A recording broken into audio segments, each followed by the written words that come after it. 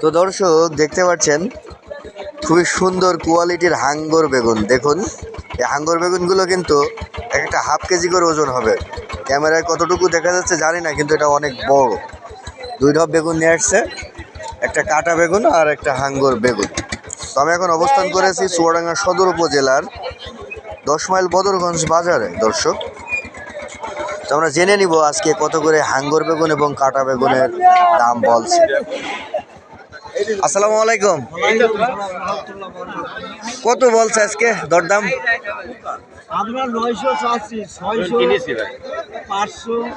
600 500। এই হাঙ্গর বেগুনের দাম তো অনেক বেশি থাকে।